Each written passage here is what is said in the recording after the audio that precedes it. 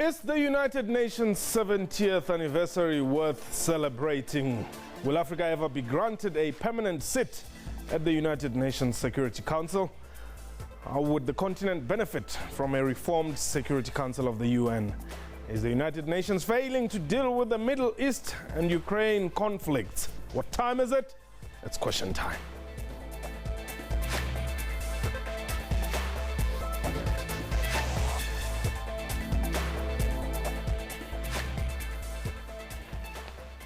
Hello and welcome to the show. My name is Mpho Seidu.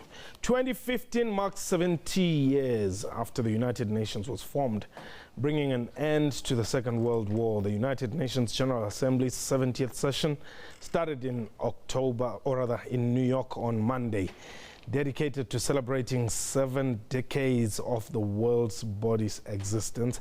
The gathering has been characterized by calls by African leaders for the reform of the UN Security Council.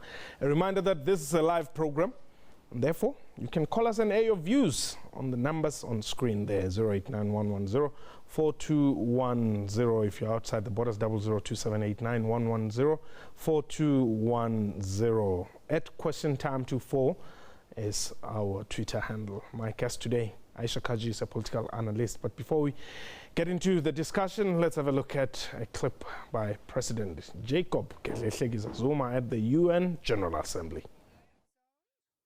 It is unacceptable and unjustifiable that more than 1 billion people in the African continent are still excluded as permanent members of the key decision-making structure of the United Nations Security Council.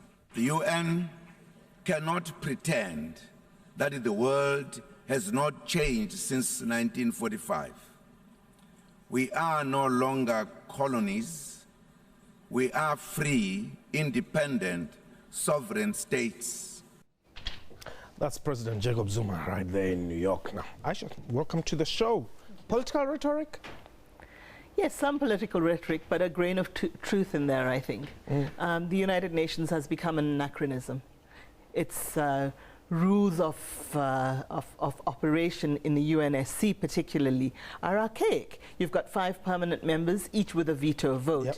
Yet they exercise that veto on a political basis rather than an objective one. Yes. So definitely reform is called for. In fact, it's been called for the last 20 or 30 years. Yes. But now, does South Africa stand a chance? No, well, let's dream. Let's dream. Suppose it was to happen. Who would be best suited to take that permanent seat from Africa? I think that South Africa imagines that it's best suited. Certainly Nigeria would be a contender that would also imagine it's best suited. Egypt would say it's best suited. Other countries on the continent, such as Ghana and Kenya, would perhaps say they're best suited. So I think it would become quite a competition for that seat. Yeah. And really, I think that it would be unfair if any one country were to get it. My thesis is that the United Nations Security Council needs to be reformed, yes, so that all members are elected to the body, there are no permanent members, and there is no veto. Because currently the way that veto is exercised is very, very imbalanced. Yeah. I'll give you an example. The United Nations Security Council voted to refer an investigation of the crimes, the war crimes or the crimes against humanity in Darfur to the International Criminal Court. Even though the United States of America is not a signatory to the International Criminal Court, it's abstained from that vote so that that investigation would go ahead. Yet, in a similar case very recently, when there was a call for investigations into possible war crimes in Gaza by Israel, the occupying state, the United Nations vetoed that, as did several other permanent members of the United Nations Security Council. So that veto power, and it is a huge power, let's not pretend about that, it's huge power, it's really, really, almost authoritarian power in certain respects that is wielded in very, very unbalanced ways, in biased ways, for political purposes by the permanent members of the UNSC. Right now you have a situation where Russia is, excuse my language, bombing the hell out of the Ukraine. Yes, that's correct. And yet there will be no investigation into Russia's actions in the Ukraine because Russia is a permanent member of the United Nations Security Council. Actually, President Putin got quite a good reception. At the UN General Assembly, yes, you did. But, excuse me, what we are seeing here, though, is you have the US president who's got, I mean, his own fair share of issues in the Middle East. Then you also have now Vladimir Putin, who's got, you know, his own interest. And it would appear, I mean, this Security Council is just a group of some bullies. Well, let's take what's happening. You've brought up the Middle East. Let's take what's happening in Syria right now, where you've got vested interests by nearly every single one of the permanent members of the United States, the United Nations Security Council, yes. Including the United States, including Russia. And so you've got a situation where a civil war, a brutal civil war, yes, under a very, very authoritarian dictatorial regime has been allowed to continue to the extent that we now have a group of madmen, yes, declaring their own caliphate and their own state in Syria. Yes. And the United Nations Security Council has not been able to resolve this problem at its peak over the past 5 years. It's a long-standing problem, but let's just look at it over the past 5 years. 5 years. Powerful states, supposedly the world's most powerful body, and they cannot do anything to bring this war to an end? Well, it depends on who's fighting. Well, I think right now, most people, even informed people, even Middle East experts, no longer know who's fighting there. Because allegiances are changing daily. Yes. So many people have left the country. Millions of Syrians have actually fled their country. We're hearing about migrant crises in Europe, let alone in the rest of the Middle East region. And yet, you've got a country that's essentially on its way, well on its way to being a failed state. And yet there are still certain powers bolstering the Assad regime. There are other powers bolstering the so-called resistance fighters or militias or whatever, and out of those resistance fighters and militias has evolved this extremist, very, very dangerous from the sound of it, and certainly from the little we've seen of what it does. Hence I'm saying, to me it would appear, I mean, these are just some bullies. You've got the US and Russia in fighting some wars elsewhere, very far away from their homes, perhaps not so far away for Russia. The US says, okay, we will arm the resistance groups. Russia says, we're going to assist President Assad. And they go out and say, we're bombing ISIS, right? Or ISIL. And then their airstrikes are said not to have actually even targeted the ISIS bases. And to have actually caused civilian deaths, yes, and civilian casualties, basically. And then they go and have tea somewhere in New York, whilst they know very well that they are leaving casualties in Syria. And this is also from a state in an era of technology with drones, with satellites, etc., where, you know, these militaries pride themselves on their advanced capabilities to actually identify targets correctly. Yet they not once, not twice, not thrice, but repeatedly misidentify targets in places such as Syria. Two things I want us to talk about when we return. Let's look at perhaps, should Africa actually be bothering itself about issues of the Security Council and the reform of the UN? Or, like you've said, I mean, the countries that you've mentioned, it's not like they're not having, or they're having peace.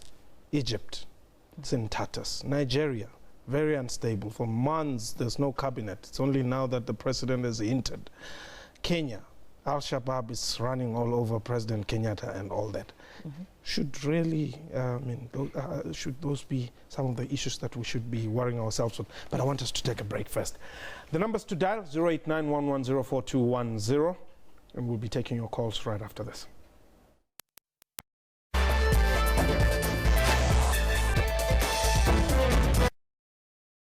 SABC brings to you Rugby World Cup 2015.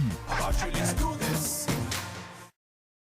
My people, we are getting there. And thanks to you, Party is set to become our country's 12th official language. Here's today's word. Substitute. Replacing a drinking buddy with somebody more fun.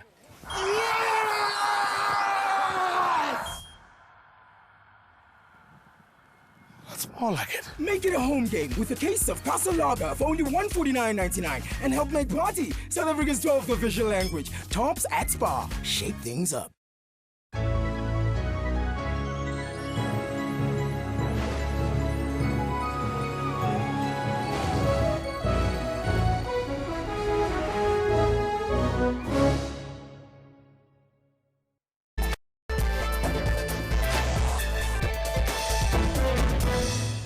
Welcome back. You're still watching Question Time. My guest is Aisha Kaji. She's a political analyst. But before we go ahead with the program, President Robert Gabriel Mugabe had this to say. We are disappointed that we have lost the opportunity of this anniversary to address this burning issue of the reform of the United Nations Security Council in a manner that satisfies the just demands and expectations of the majority among us. We don't know what wrong we have done to the United States, and can it leave us free and independent to do our own thing, please? That's President Robert Mugabe. He's not one to mince his words. Tammy, you're calling us from Pretoria. Hi, Mpo, how are you? I'm well, thanks for the call. Yes, thank you very much. I think we have to be part of the United Nations, Mpo. But African Union, we have a problem. There's a lot of problems again in Africa. And the SADC also. Yes. I think if we can manage to solve, or maybe convince other countries that we are able to can solve the problems in Africa, then maybe they can take us serious. But I think we should be part of the European Union. And then another thing, Mpo, yes. Politics is like when you have a snake and then it bites you and then you get puzzled, why does a snake bite you? It is within its nature to bite you. Politics are like that. If you're in politics, you don't complain about why things are done the way they are done. It is the nature of politics. Things are done because of resources and power. The more powerful you are, the more resources you have, the more you always want to dominate other countries to do what you want because of you always want more resources for your country. Okay. I think, I'm not sure, but I think that is how things are done. Thank you very much, Mpo. Thanks for the call, Tony. Well, it is true, politics is about power and influence. But should Africa really be bothering about this? Well, it's very rare for me to find myself in agreement with both Mr. Mugabe and Mr. Zuma. But yes, I believe that Africa should still be a part of the UN system, that it needs to be part of the system, and that the system needs reform, specifically the UNSC operational and structural architecture needs reform. So I would say that in an interconnected, in a global world, as we undoubtedly live in and have been living in now for the last few decades, yes. It's not feasible for African countries to no longer be part of an intergovernmental system that is global in nature. We need to be there. It's important that we're there because a lot of the problems that Tony was referring to around our continent are actually problems that had their genesis not in Africa, but yes. outside. Yes. And that's not to say that I'm passing the buck, Mpo. Yes. Many of our leaders are culpable. Certainly it was a good thing that the UNSC sent the Darfur issue to the ICC because Mr. Bashir, in my opinion, and it's a considered opinion, I've worked a lot in Darfur and in Sudan, is a war criminal and should be called to account, and that government needs to be called to account. So too do other governments on this continent, but so too do other governments outside the continent, including some of those self-same permanent members of the Security Council. Sandile, you're calling us from Cape Town.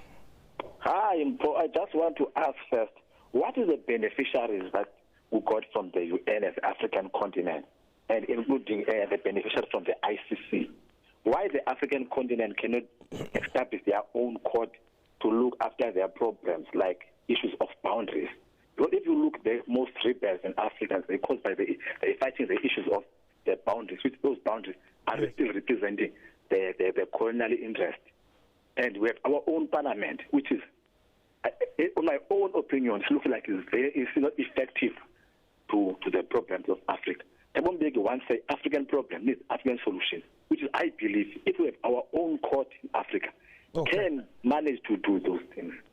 And now, and we have started again to try to why cannot make a strong African Union, which is that will be effective. It's not this one we have. Because this one is looking like it's like a chomi friendship.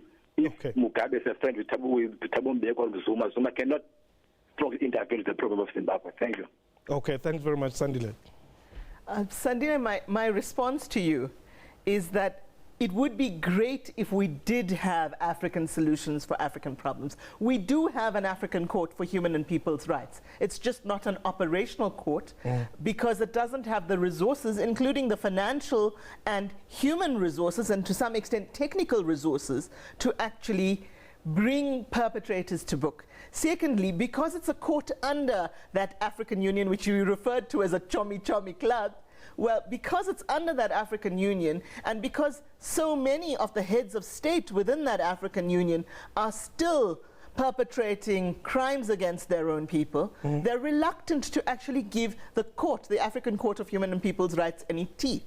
The ICC, by its own rules, does not intervene in cases where states have both the political will and the technical, legal, and judicial infrastructure to try citizens for crimes under their own jurisdiction. It only acts when asked to do so, or when it's referred a case by the Security Council in cases where the domestic legal structure has failed, the judicial structure has failed, and is unable to bring people to book.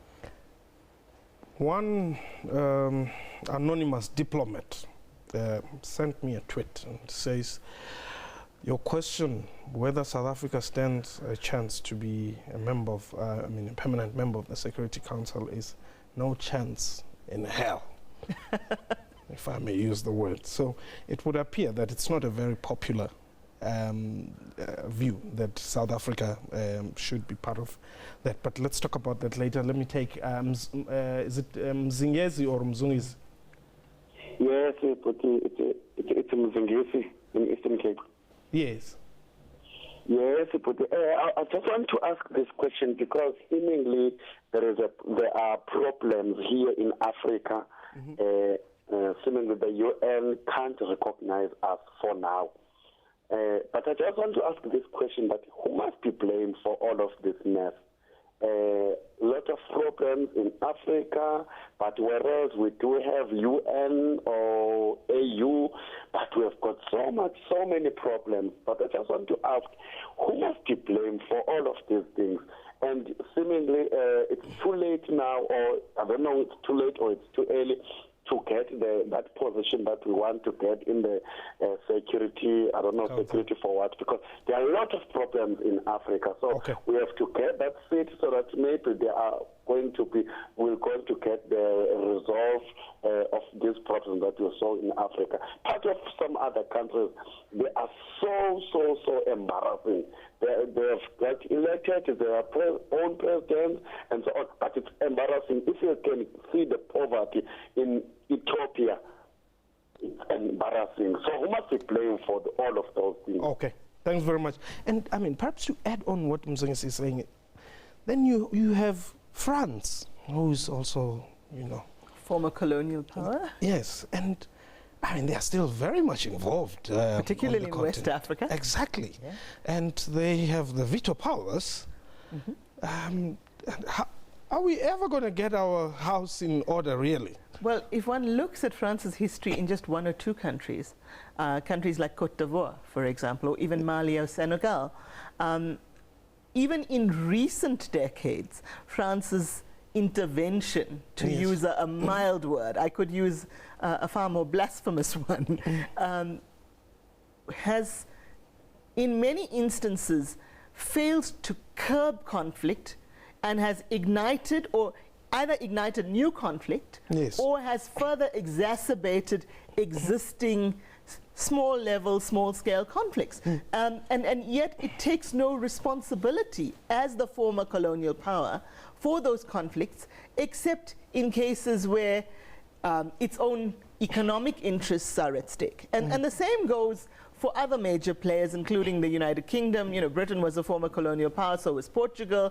The United States, Russia, China, all have vested interests in certain African countries, mainly interests in our minerals and extractive industries. So they want our oil, they want our gold, they want our diamonds, they want our coltan, etc.